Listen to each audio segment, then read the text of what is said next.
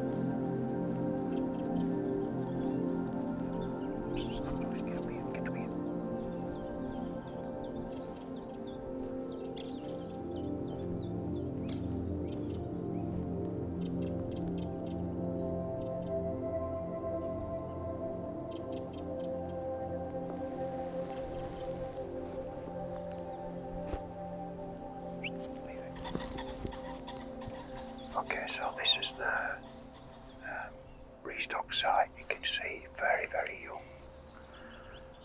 mostly sitka spruce planted in here, left the broadleaves in, but the deer are coming down off the hill which is behind us and are working down through the broadleaf trees, and they're tending to come through over this wall down below us, and most of the damage has been done in this like little basin, little plateau. I've shot 3 or 4 out of here already, but they're still coming down, so I need to shoot some more just to put them off. They're particularly coming down last thing at night and feeding at night mostly, so we're catching them first thing in the morning and then just this sort of hour before dark. But I'm going to work through the wood and hopefully try and intercept maybe 1 or 2 if they're coming down while we're here.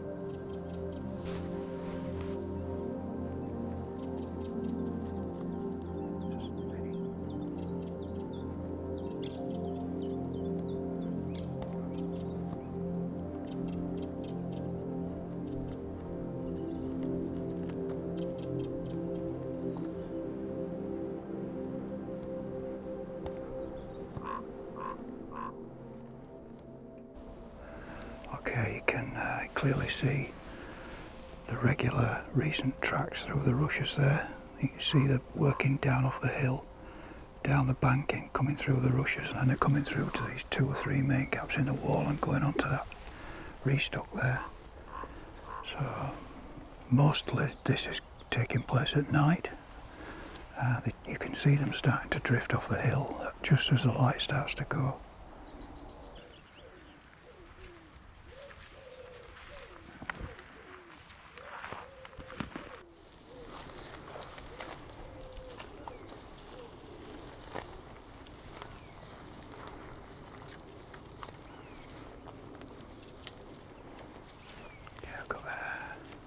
Stack wall here that they've been using.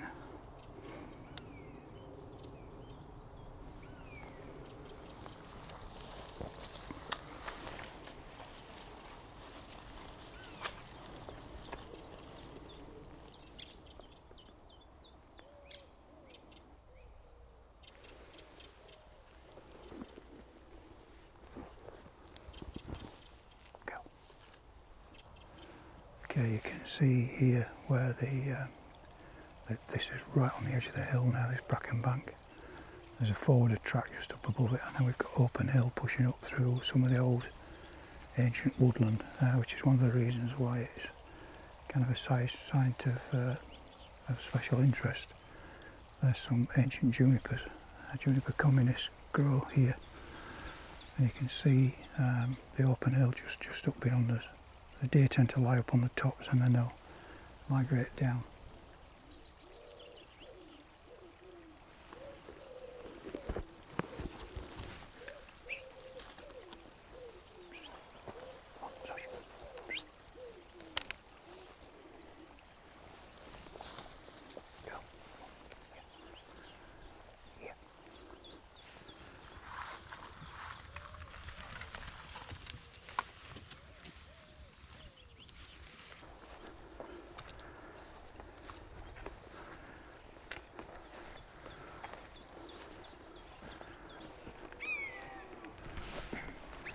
Okay, we have the dog nicely pointing on my lost stag call.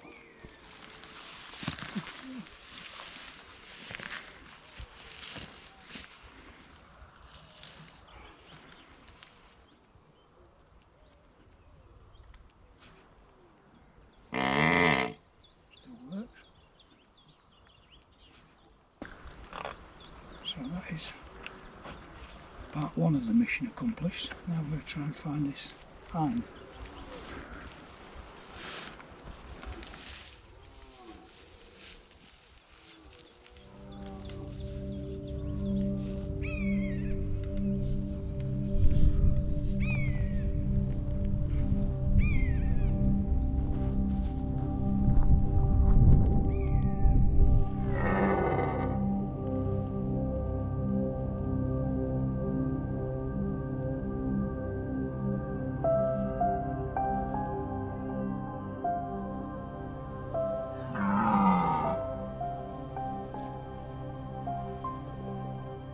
As a small group of hinds stag in tow came up, we actually noticed that one of them was carrying an injury of some sort. I mean, the deer itself generally looked in good condition, but clearly was in some sort of discomfort because it was kind of hobbling a bit, I think from the front right foreleg.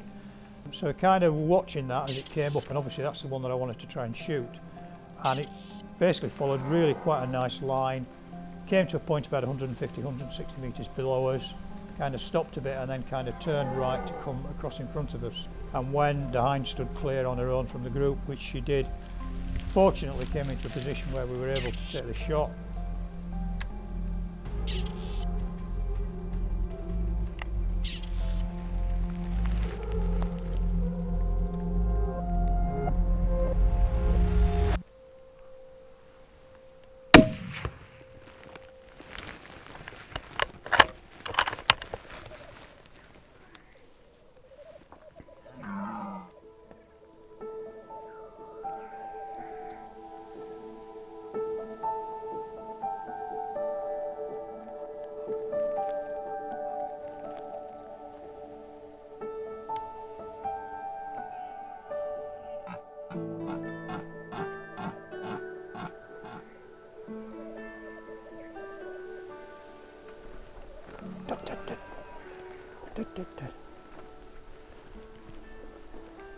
And she ran about 20-30 metres and then dropped into a patch of rushes to the left.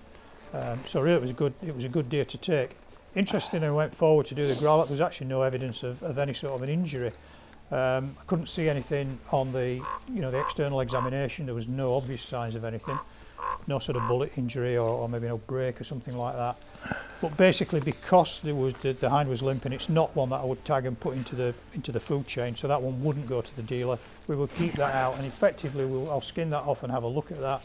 If there's no other evidence of any problems, then we'll use it ourselves for personal consumption. And clearly, obviously, if there is any sort of a problem at all, then carcass will be discarded. But it's not one that I would tag up and put into the system.